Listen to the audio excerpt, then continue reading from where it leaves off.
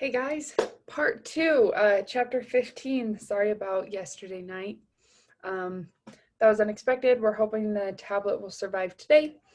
It's the 24th of July. I've got great food waiting for me, so I want to get through this fast, and you probably don't want to listen to me forever, which is just great. So let's go quick. Chapter 15, the lymphatic system. You have two types of immunity, innate and adaptive. So innate is non-specific immunity. This is your immune system that sees any bacteria, anything that's not supposed to be there, and will attack it without knowing exactly what that bacteria is. So this is like if you got a cut in your skin, your body's like, oh, I don't want any germs coming in here, so you're going to naturally attack everything that comes in. It's non-specific. It doesn't matter what bad guy's coming in, it's going to attack. This is like your neutrophil, basophils. I feel like I said that wrong. That's okay. Eosinophils, all of those that we went over last time, that is this innate immunity. Adaptive immunity is the immunity where your body knows what you're attacking. So let's say you had strep throat. Next time you encounter that strand of strep throat, your body's like, oh, I know what this bad guy is. We're going to attack it in a very specific way. This uses your lymphocytes, so your T cells, your B cells, and your natural killer cells, or NK cells. Adaptive immunity is just specific. It takes down things that you've seen before. Okay, your lymphatic system. So last night we went over in your capillaries, you have more fluid pushed out of your capillaries than drawn back into your capillary. So the fluid that is pushed out into your tissues is picked up by lymph vessels. So these lymph vessels pick up this fluid, and it's not blood, it's just fluid, and they take it back through a series of through lymphatic vessels back up into your regular circulation. And this is like your TSA checks at the airport. So it pulls out fluid, and then as it's traveling through your lymphatic vessels, it's screened for any bacteria that's not supposed to be there. Lymphatic vessels. So I'm just gonna say straight up, know the order of lymphatic vessels from beginning to end. So beginning is where you're at your capillary bed. This is where you pick up your fluid, and then it goes to the end. So we start as lymphatic capillaries is 1. Then you have small lymphatic vessels is 2. Major lymph collecting ducts is 3. Then you have your lymphatic trunk is 4. Just a second, my little niece just came in. Hey, baby, I gotta go. I gotta teach you. Yeah. Hey, go out for me, please. Sorry. Can you close the door? Thank you. I love you. Sorry, that was my niece. Okay, back to this order. Know this order: lymphatic capillary, small lymphatic vessel, major lymph collecting vessel, lymphatic trunk, cisterna chili, and then it splits into your one pathway is thoracic duct to your left subclavian vein, and the other way goes to your right lymphatic duct, right subclavian vein. Okay, know that after the cisterna chili, it splits into your left and right lymphatic ducts. Your right lymphatic duct and your thoracic duct, or your left one, do different things. So jump over to my whiteboard. So here is my little dude. Doop, doop. Oh, he's very disproportionate little dude. Okay, so if this is my whole person, your right lymphatic duct collects lymph from only this area. Okay, so above your diaphragm to your right, it only drains lymph from 1/4 of your body, above the diaphragm and to the right. Your thoracic duct does the rest. Yeah, it would be nice if this was perfectly symmetrical, but it's not. And know that your right lymphatic duct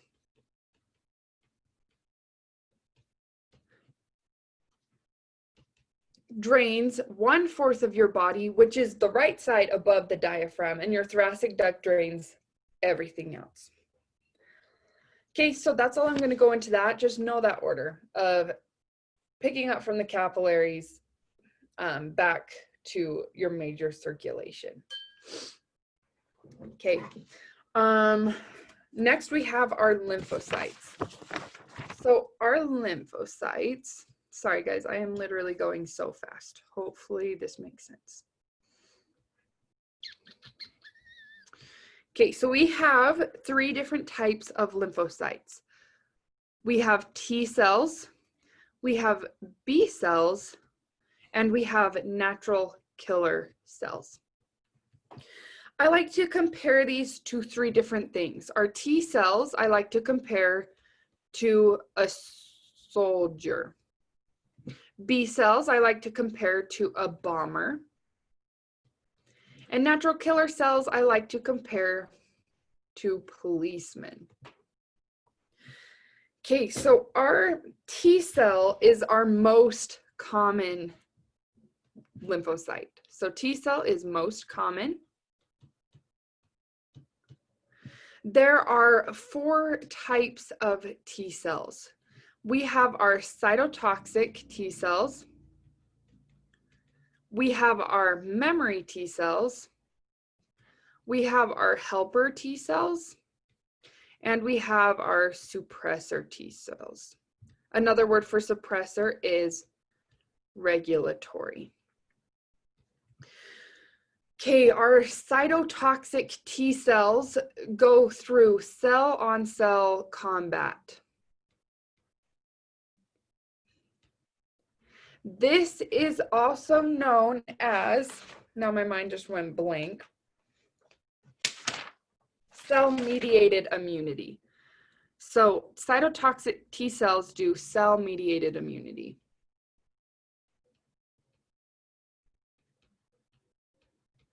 We're going to go over more of what that means. But for now, just know your cytotoxic T cells are the actual cells in battle. So cell-on-cell combat. These T cells are going to attack the invading bacteria or virus by literally going up to the virus and destroying the virus or the bacteria with its own body, either by sending out a little projection that like pokes the bacteria and pops it, or engulfing the bacteria, or different ways that just directly cell on cell, your bacteria and your cytotoxic T cells duke it out. Memory T cells remember what bacteria they're taking down for next time. So this is like your soldiers that are in the office taking down like your battle plans based on what has worked in the past.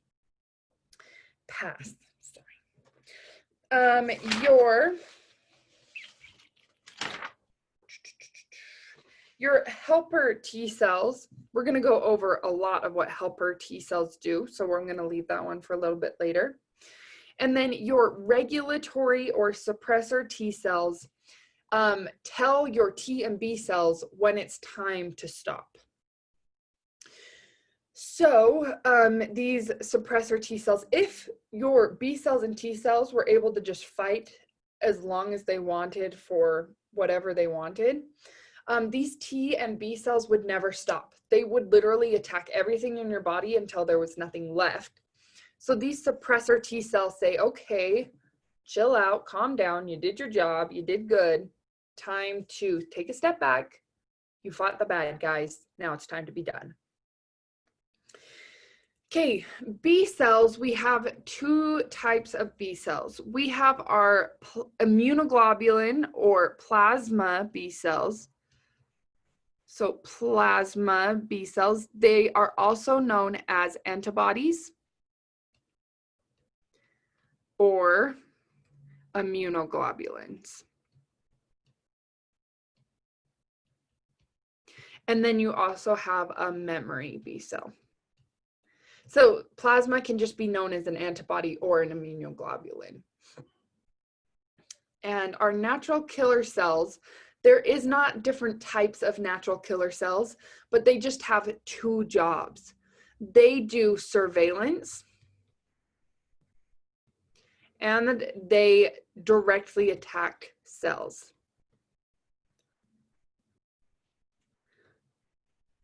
So I like to think of these natural killer cells as policemen because they're going to like monitor your body. They're going to watch for abnormalities. And if they find an abnormality, they're going to directly attack it and call in reinforcements. So the natural killer cells also do cell-on-cell combat, or that cell-mediated immunity, by directly attacking other cells. So this is also your cell-mediated immunity, meaning that you do cell-on-cell combat. Okay, so these are your three types of lymphocytes. Now to explain like soldier, what I mean by that. Soldier, I'm just meaning that they go in, they're the people on the ground. They're the ones directly fighting against the bacteria or invading pathogen. Your B cells are bombers. So they send out these antibodies or immunoglobulins from a distance. So they sit over here and send out little bombs that will destroy the cells from a distance, destroy the pathogen from a distance. These bomber cells, this is sometimes referred to as humoral immunity. That just means that you're using the fluid to kill cells. You're not directly attacking them. You are sending out antibodies or sending out little bombs that will destroy the cell, destroy the invading pathogen for you. So you have cell-mediated immunity and humoral immunity. T cells, cytotoxic T cells are cell-mediated immunity. Your plasma cells do humoral immunity, and your natural killer cells do cell-mediated immunity as well. Okay, I know I jumped around a little bit on that, but that was just essentially the gist of these cells right now before we go into greater detail. So, lymphoid tissues. Read over facts about lymphocytes. Pay special attention to everything that I wrote on this page. Lymphoid tissues. These are connective tissues dominated by lymphocytes, meaning they have either like your neutrophils, basophils, eosinophils, or these lymphocytes that we just talked about. So you have MALT, mucosa-associated lymphoid tissue, and this is just special lymph tissue that is sitting around areas where there's going to be a lot of infections. So you have them in your Pierre's patches in your intestines. So when you eat food, is the food you eat clean? No, it's gross. It has a bunch of bugs in it. So these Pierre's patches are these nodules in your intestines that will clean out all the bacteria that you ate in your food. Your appendix is also lymph tissue, but honestly, your appendix doesn't really have a function. It's a useless little guy that can get infected and blow up and really hurt people. So know the Pierre's patches, know where they're found and what they are. They're lymph tissue. They're all these cells that are going to help fight the infection that you ate. And then your tonsils. In your mouth, you eat food. The very first defense that you have against that food is your tonsils. They're right there in your throat. They're lymph tissue that can take care of some of the bacteria that you swallowed. Okay, lymph nodes are places, little nodes or little round masses full of lymphocytes or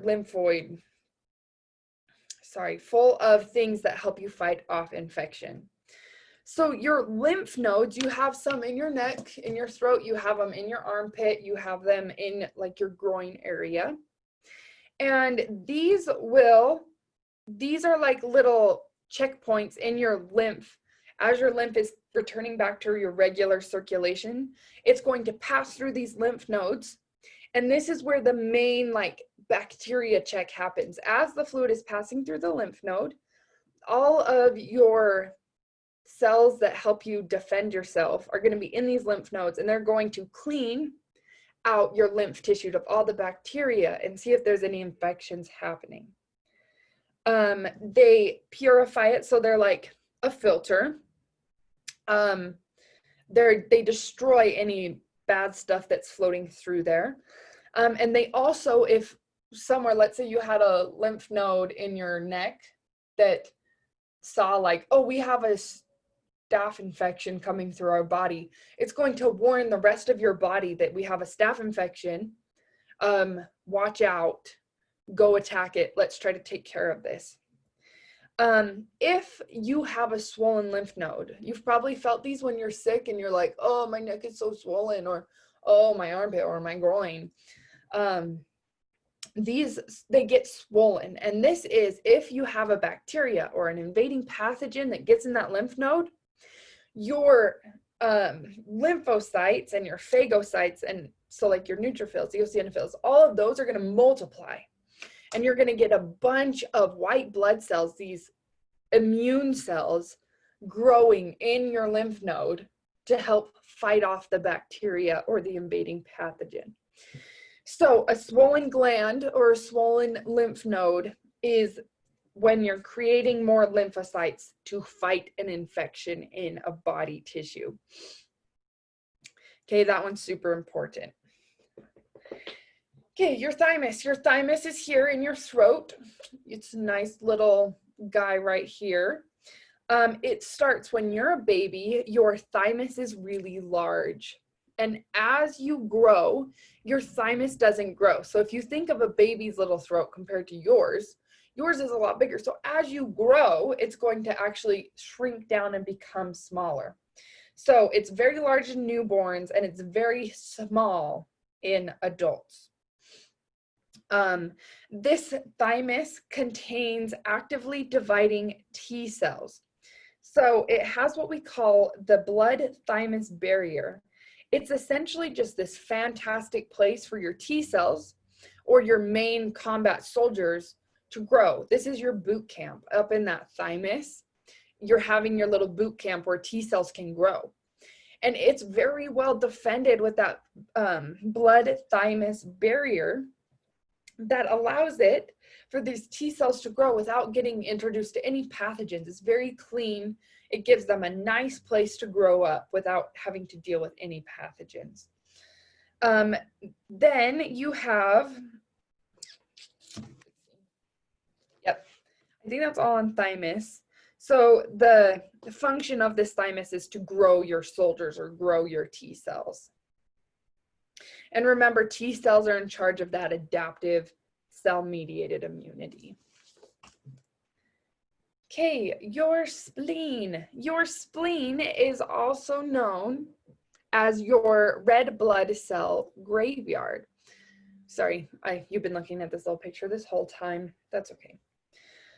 So your spleen contains red pulp and white pulp. In the red pulp, all of your little red blood cells that have lived in your blood for 120 days that are old and ready to die, they come to your spleen and you have a bunch of these lymphocytes or macrophages that are going to eat the old red blood cells and break them down into their parts so they can be recycled. So the red pulp contains phagocytes that destroy old red blood cells, so the parts of the red blood cell can be recycled. The white pulp contains lymphoid tissue, meaning just white blood cells. So red blood cells destroy red pulp destroys red blood cells using phagocytes, while white pulp contains white blood cells or lymphoid tissue. Yeah, okay.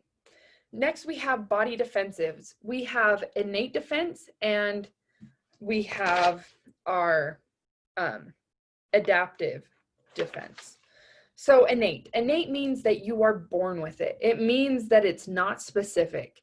This is what we were talking about, like if you cut your skin, you're going to naturally have like neutrophils, basophils, eosinophils. They're going to charge over to the invading site and take care of the invader, not even knowing what the invader is. It's just going to clean out the area. So these are non-specific defenses. That's just one example of an innate immunity. Other examples are your physical barriers. So your skin is actually the number one form of immunity that we have in our body. Our skin is essential. We want to keep our skin intact always. We also have like secretions, sweat. Sweat destroys pathogens on our skin before it can ever enter our body. Next, we had our phagocytes. This is what I was talking about earlier, where you have like your neutrophils, eosinophils, basophils that all rush over to a site, not knowing what they're attacking, but they're going to attack it nonetheless. Then we have our natural killer cells. This can confuse people because natural killer cells are a lymphocyte, but they are our only lymphocyte that will directly attack cells without really knowing what they are.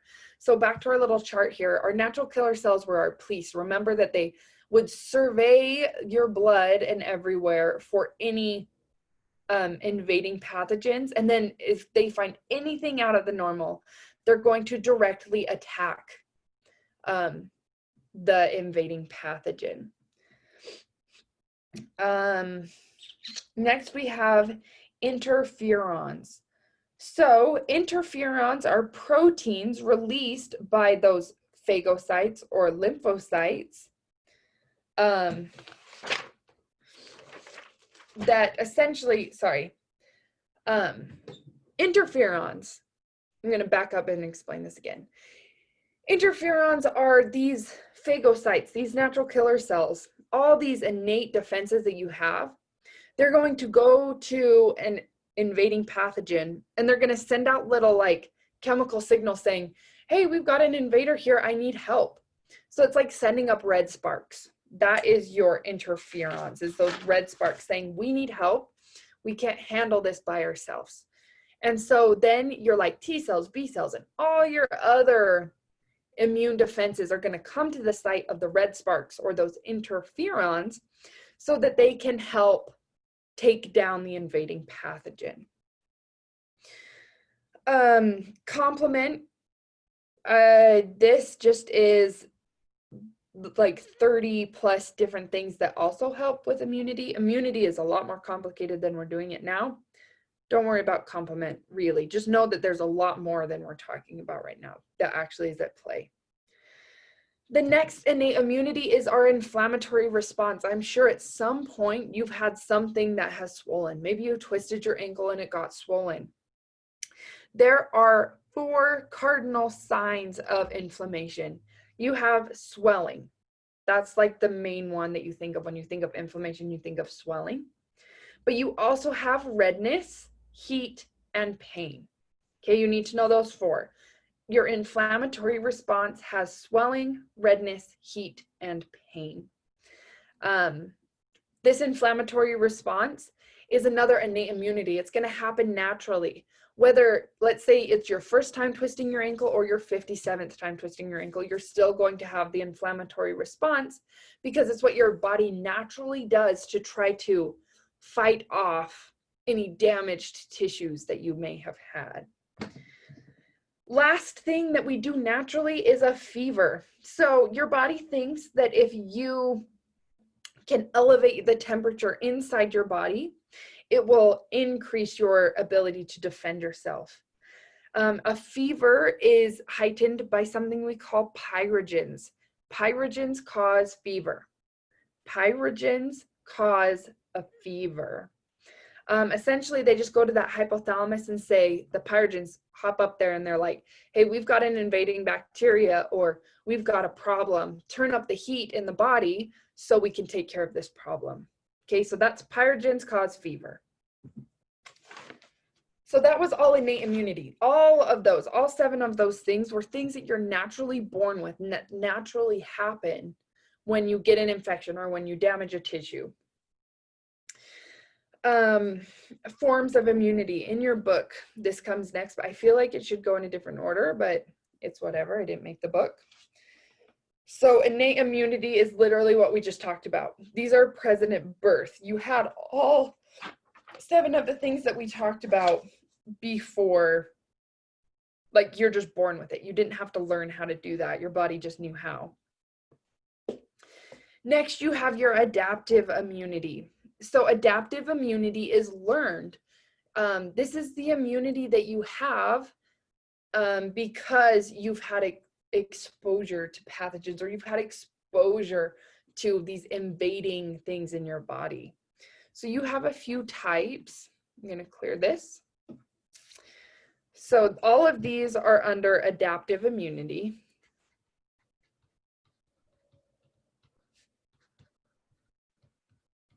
Adaptive immunity. Okay, so number 1, you have 2 types. You have active immunity and you have passive immunity. Okay, remember, these are both under adaptive immunity, meaning that your body has to learn these, or it's a specific. I guess a better way to explain adaptive immunity is that it's a specific response to a specific invading pathogen. Okay, it's not just something that your body naturally does despite what pathogen has invaded. It's something that your body knows, like, hey, this is strep throat. This is what I'm going to do to attack the strep throat. This is the immunity that your body learned in response to a very specific problem. Okay, and you have the 2 types. You have active and passive.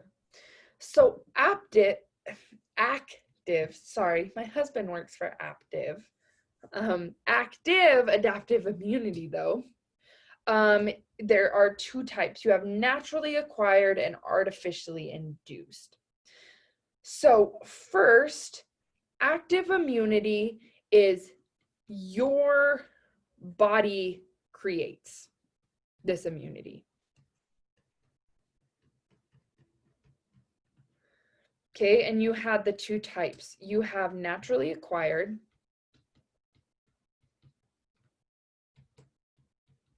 and you have artificially induced.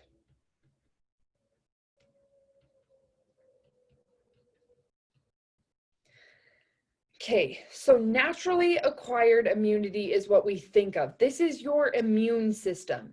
You got exposed to a cold, your body learned how to deal with that cold, and so you won't ever get the same cold again. That's naturally acquired. So this is just like the natural process of life. You get a disease. I don't know why my U has a G at the end, because obviously. So you get a disease, body learns to fight that specific disease. Artificially induced active immunity is when a fake disease is injected and then your body learns to fight it. Even though it's fake, it's not actually going to hurt you. Your body still learns to fight off that specific disease. So this right here is your vaccinations. I spelled it wrong. It's okay. Vaccinations. Okay, naturally acquired is your natural immune system. You get a disease, your body learns to fight it. Next time you encounter that disease, you're not gonna, your body's gonna fight it before you even know that you have it. Artificially induced is when you inject a dead disease into your body. Your body learns to fight that disease. So the next time you have an exposure, let's say to chickenpox, your body already knows how to fight the chickenpox, so you're not actually going to get the disease. Okay, so that's your vaccinations. Our 2 types of passive immunity. Passive immunity is when you inject or you have passing of antibodies. okay? You don't create these.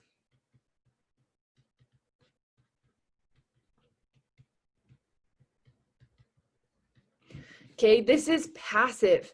You literally are either getting antibodies like injected into you, or it's naturally acquired through more natural means like drinking breast milk.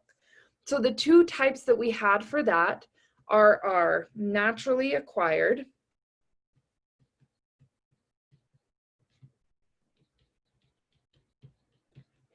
and are artificially induced.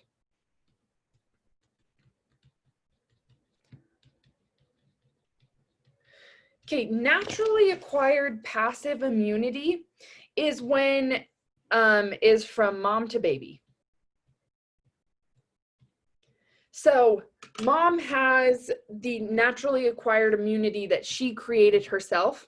So she built up her own antibodies.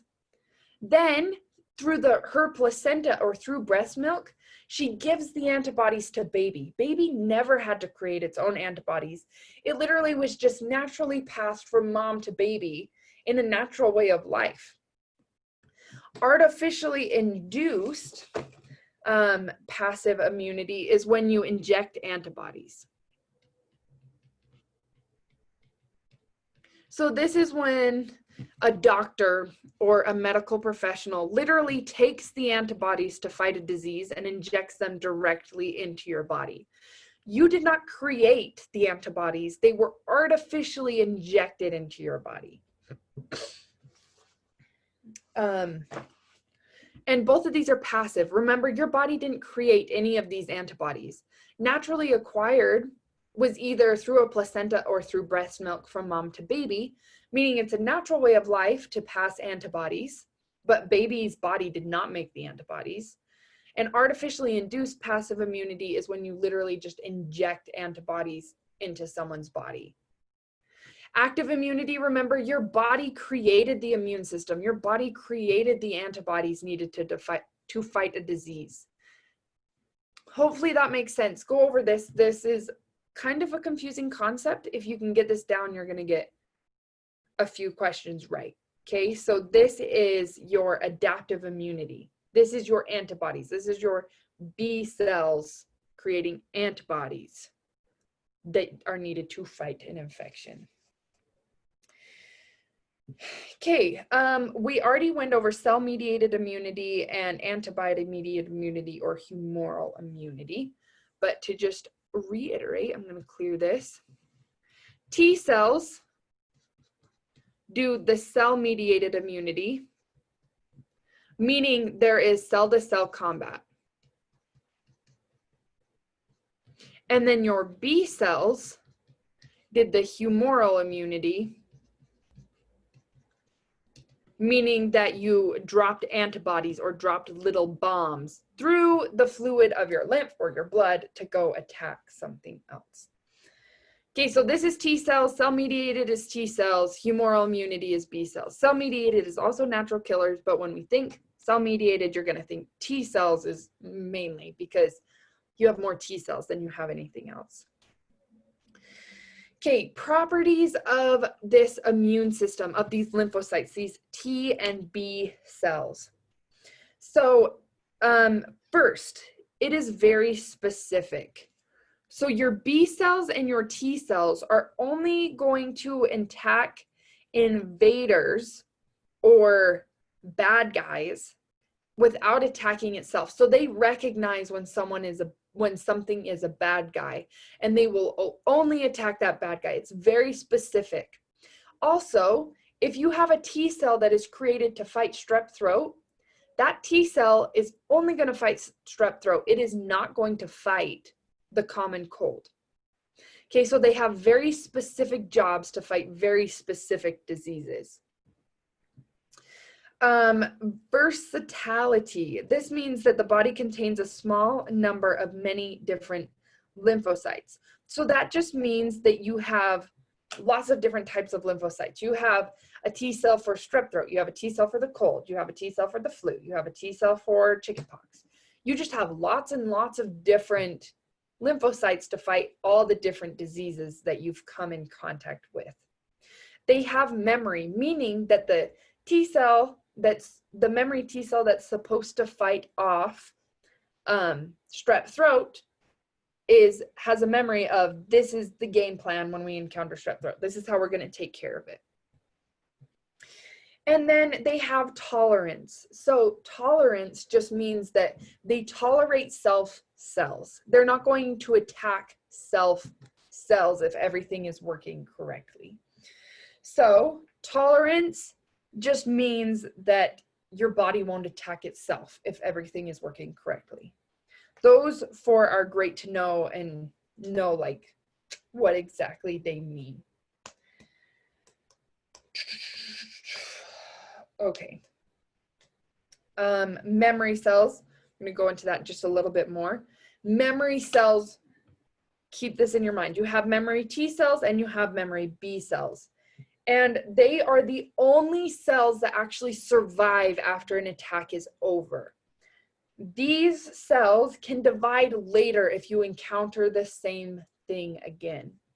So again, memory T and memory B cells are the only cells that survive after an attack is complete, and they can quickly divide in the event that an attack happens again. And they can divide into those cytotoxic T cells, helper T cells, regulatory T cells. They're just there to divide rapidly if you encounter the same disease again. Okay. We are flying. Hopefully this is making sense. I know this is kind of a tough chapter to get your head around. You guys have got this. And I'm going really fast. It's okay. Okay, this next process, I'm going to go from step 1 all the way to step 5. Actually, step 1 to step 7 in one picture. So if the picture helps, that's great. It helps me rather than trying to memorize all the steps on a chart. Now we just seriously cross our fingers that the pen does not die during this process, or I might die, knock on wood. Okay, so in your body, you have an invader, a bad guy. Here's my little bad guy. On the bad guy's surface, it has what we call MHC proteins.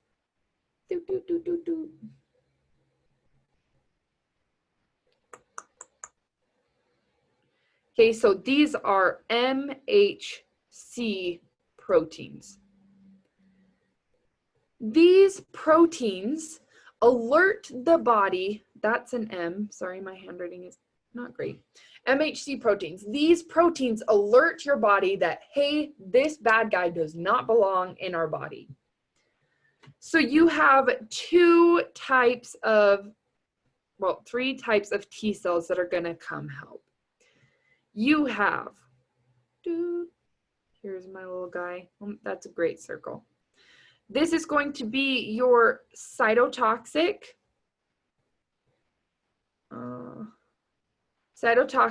or your suppressor T cells.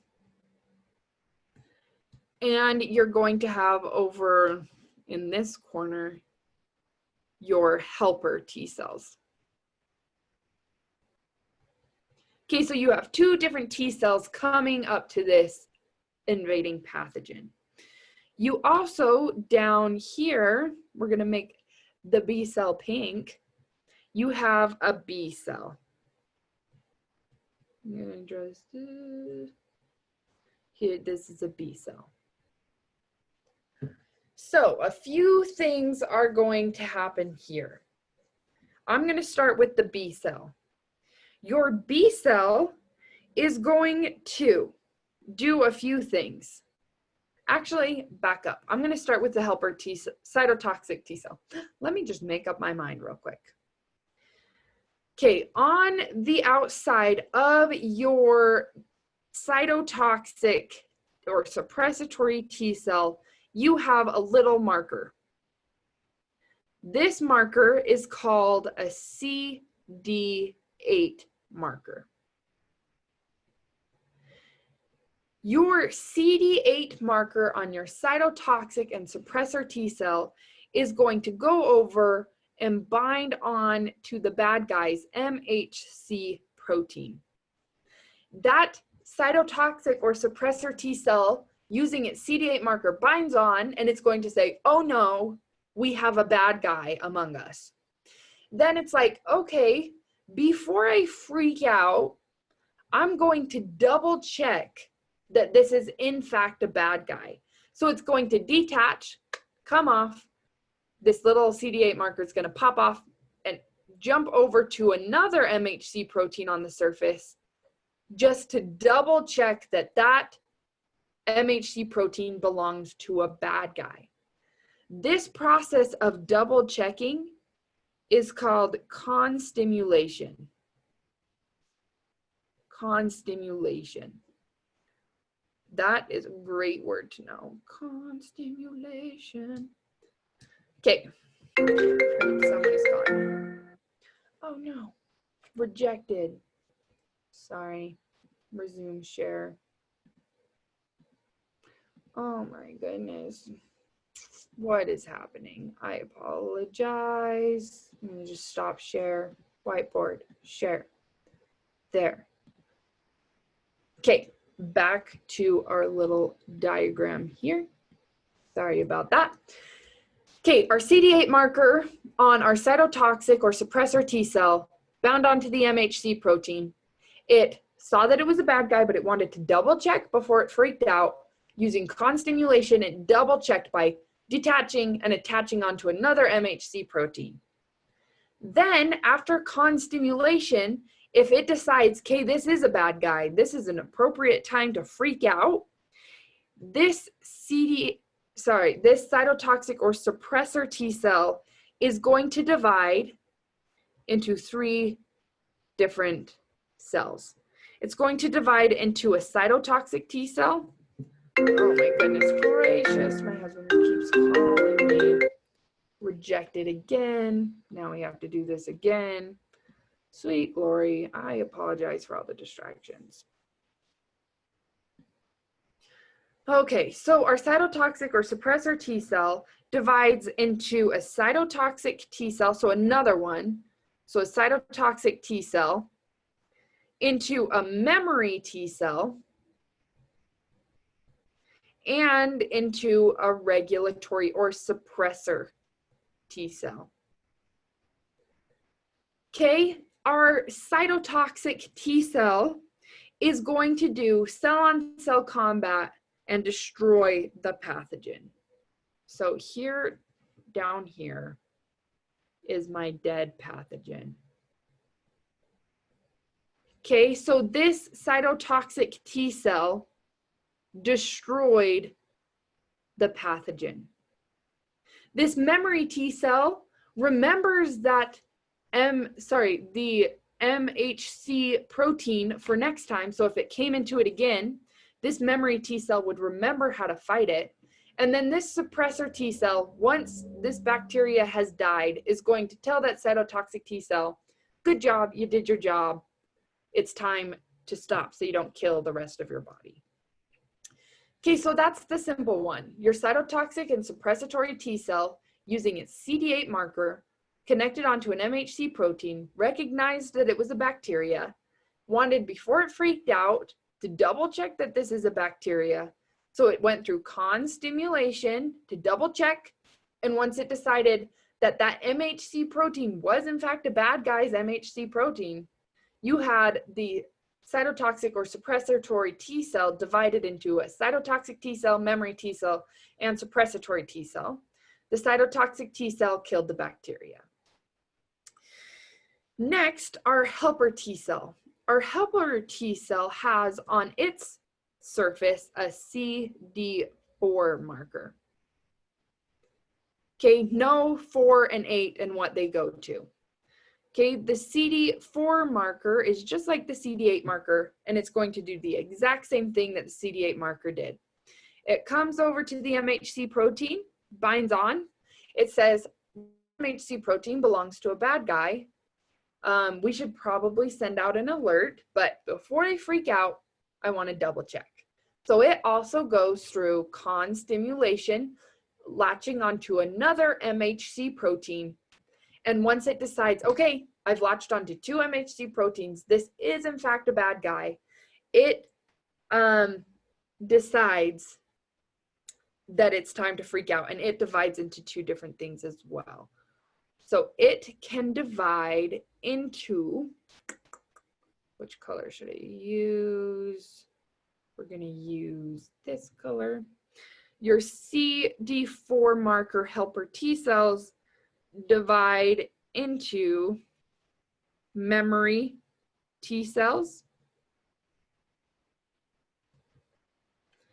and another helper T cell. Memory T cell, helper T cell. Then the other thing it is going to do is it is going to activate your B cell. So I'm going to draw this over here. We're going to be dealing with two different things your B cells do. But the third thing this helper T cell does is it's going to activate your B cell using cytokines.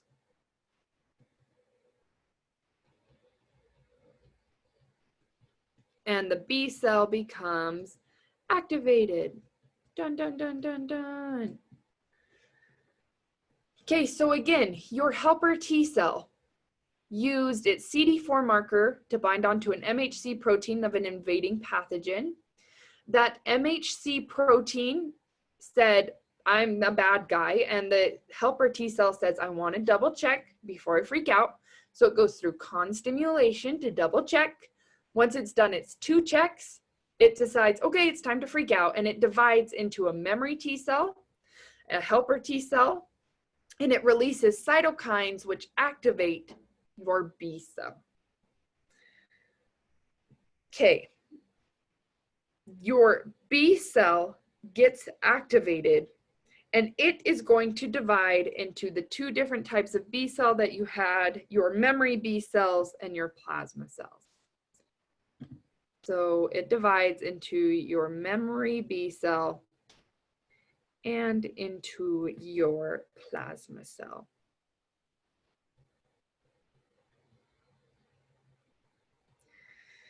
Okay, your plasma cell is going to secrete, remember our B cells, these plasma cells are our bombers. It's going to secrete a bunch of antibody bombs that go over to your bacteria and kill it. Okay, memory B cells just remembers this instance for next time, so it can quickly divide into a plasma cell if this bacteria were to enter the body again. Okay, so again, from this step, our CD4 marker decided it was time to freak out after con-stimulation. It divided into a memory T cell, a helper T cell. It also released cytokines, which activated our B cell. Our B cell, once activated, divides into a memory B cell and a plasma cell. The plasma cell then secretes your antibodies. Should probably write that. Antibodies, or little bombs that go and destroy the invading pathogen. Okay, hopefully you're following me. You're doing a great job. Okay, so both of these ways lead to the death of your invading pathogen. The helper T cell just goes through a different step because it has to activate the B cell before the pathogen can die. Our next B cell, this B cell hasn't done anything yet. Okay, this hasn't been activated at all. This is just a free floating B cell living its best life. This B cell can bind also to this MHC protein. Okay, I'm going to make a running list of what this B cell does. Okay, so its first step, this B cell is this list over here. Okay, don't get this confused. B cell list. Number 1, the B cell binds to an antigen.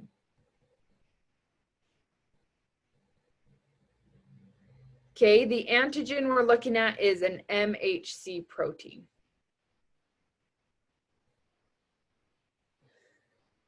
Okay, so that's step one. This B cell is going to go up. I'm going to use, which color?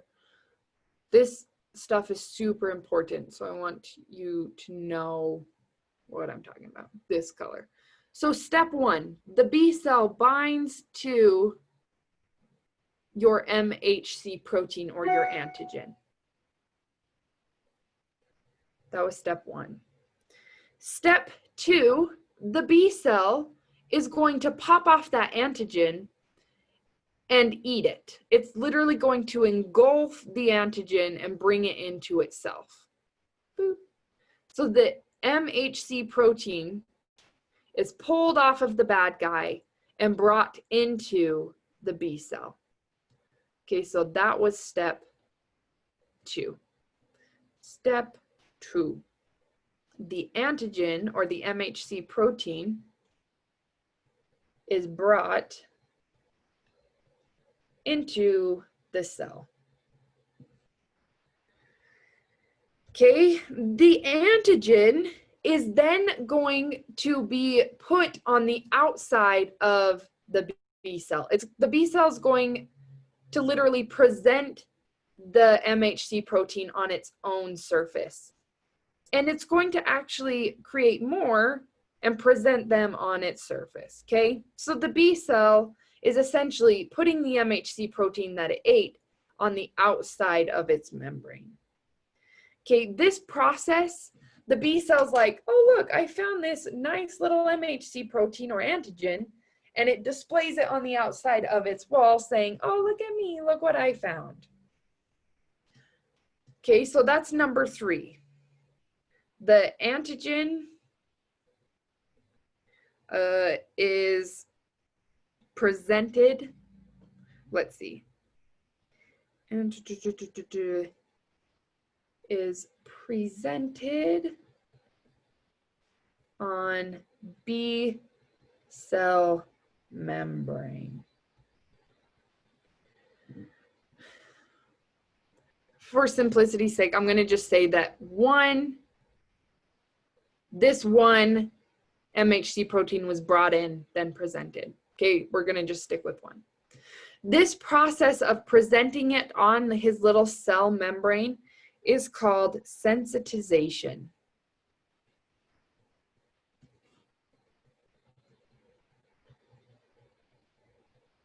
Sensitization. Okay, so step one, the B cell bound onto this MHC protein, popped it off of the bacteria, brought it, step two, brings it into itself. Step three, presents it on the outside of its membrane. That's sensitization. Step three.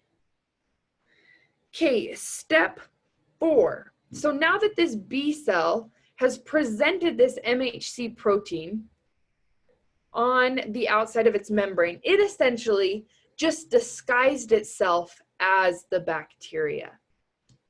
Now we can have a helper T cell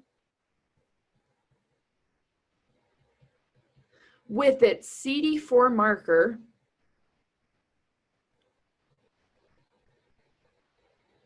bind to the MHC protein on the outside of that B cell. So this B cell just disguised itself as the bacteria by putting the MHC protein on its own outside. So that's going to be your step four. Your helper T binds to MHC or the antigen on the B cell. And that leads, so this is this. Same thing's going to happen, okay? The helper T cell recognizes a bad guy. The helper T cell recognizes this MHC protein as a bad guy. That helper T cell is also going to, this little helper, new helper T cell, is going to divide into a memory T cell, a helper T cell, and release cytokines that cause B cell activation. So it literally does this exact same process. Okay? I don't know how to draw that best to help you, but it turns into a helper T cell, a helper B cell, and releases cytokines for B cell activation.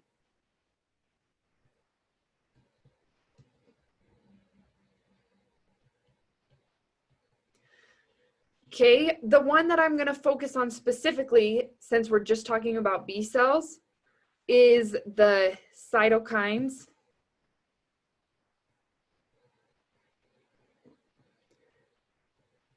for B cell activation.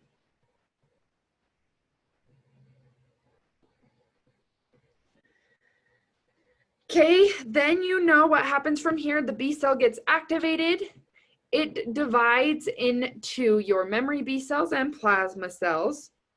That's step 5. Memory B cell divides into, the B cell divides into memory B cells and plasma cells. Memory B and plasma cells. Then the last step is your plasma cell secretes antibodies which kill the invader. That's 6. Oh, tablet just went out again. That's okay. I think we were just about done. I'm going to do this with my mouse on my keypad. Oh. Antibodies. A N T I B O D. Antibodies to kill. Let's see if it's working. Yeah, it's not working. That's awesome. Kill bad guy or invader. You guys get it. Invader. Okay, that says antibodies to kill invader. That's step 6. We literally just barely made it before this thing died. Now my dog has come to visit too. We just have so many people coming in today. Okay, this would be a great list to memorize. Hopefully you can read it. Let's go through it one more time to help you.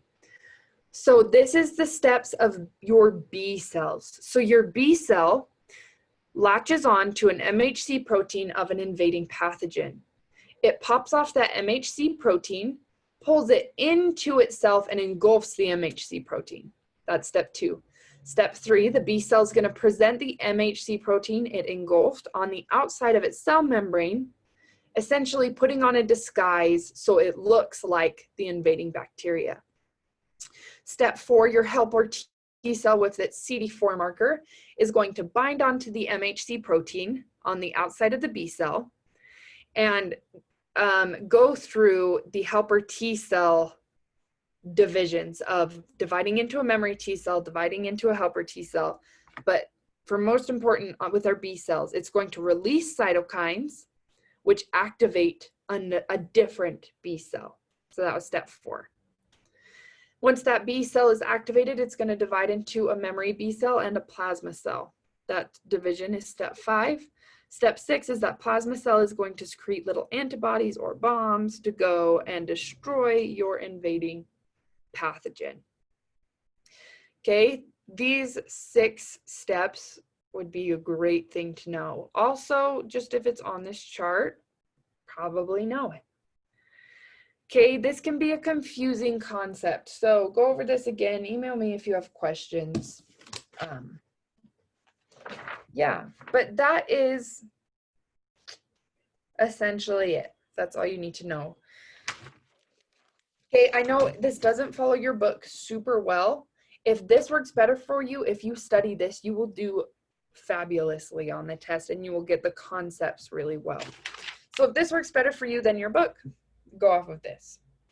Okay, classes of antibodies. Memorize these. Memorize all of them. There'll be a few questions on them. So IgG antibodies. This is resistance against viruses, bacteria. This is your largest amount of antibodies. This is not in your book, so write this down. Your IgG antibodies are passed from mom to baby via breast milk or through the placenta. IgG antibodies are passed from mom to baby. IgE antibodies are your histamine and basophils and mast cells. So this is going to cause you to be swollen and runny. This is your allergy. So think of someone with allergies and how they're all swollen and stuffed up and that just like general allergy feel. That's your IgE. IgD is found on B cells and it helps with the sensitization that we were talking about earlier. So step 3, your IgD helps with that process. IgM is just your first responder. These antibodies are the first antibodies secreted to help destroy pathogens. And then IgA are your glandular secretion. So this is saliva and snot and tears and sweat. Anything that's a secretion out of a hole in your body is your IgA antibodies. I think how I remember that one is I think Angie is a mess because Angie starts with A. And I just picture like this lady that's like crying with snot running and tears and she's sweating. Like gross image, but it helps you remember IgA antibodies. So that is that in a nutshell. Oh, I missed primary response and secondary response, but primary response takes longer, secondary response is faster. First time you have an exposure, it's going to take longer to learn how to deal with it. Second time, you're a pro, you know how to deal with it faster. That's essentially all that says. Okay, we are done. Hopefully that makes sense. Hopefully that wasn't too quick. Email me with questions. If you couldn't read anything that I had on my thing, I'm happy to repeat email, whatever you need. Good luck studying. You guys are going to do awesome on your test. Bye. Happy 24th.